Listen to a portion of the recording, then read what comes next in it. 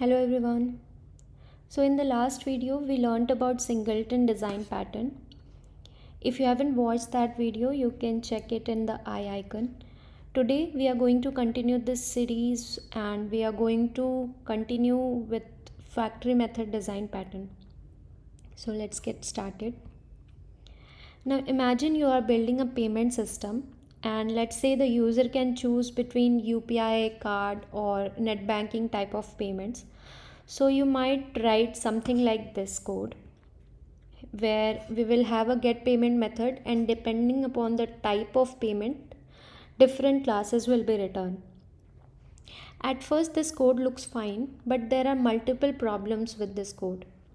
First of all, we are directly creating this object in the business class, so this code is tightly coupled. Why? Because if there is any change in any of these classes, let's say UPI payment starts accepting 2 or 3 or any other number of parameters, then this code will break and we'll have to update this method. So this is tightly coupled. Second issue is that if I want to add a new payment type like wallet, I have to come back here and modify this code and add a new if else block, right? Third thing is this method is returning different types of objects like UPI payment, card payment and net banking payment. So the question is, what should be the return type of this class? Right now I'm using object here, but that's not a good solution. We'll fix it later. So the idea is simple. Instead of creating objects everywhere wherever required, we move the object creation in a proper structure or a factory class. So let's fix all these issues one by one. First of all, we'll create an interface called payment. Now what I'm saying here is all the payment types should follow a common behavior. They should all have a pay method, right? So all the classes will implement this payment interface. Now I will create the different classes. So first is this card payment class, which implements this payment interface and it is implementing the pay method. Similarly, we have the UPI payment class and the net banking payment class.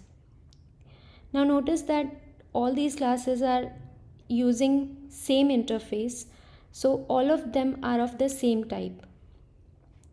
Now let's see the factory class, which is the crux of this design pattern. Now instead of returning object here, we can return the payment because all these classes are of type payment.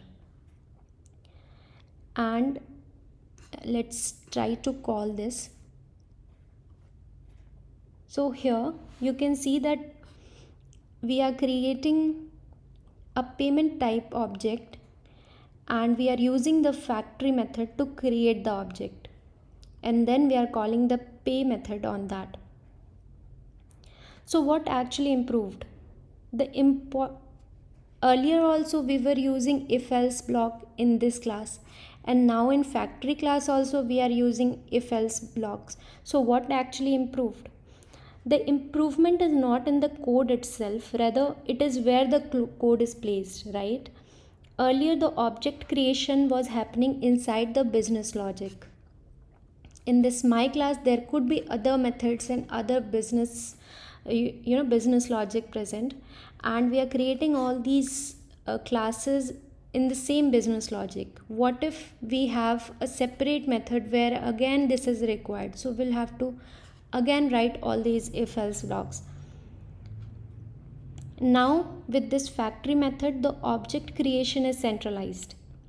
Okay, so now if I want to change how the UPI payment is created, that is also doable because we will have to update it only in the factory method.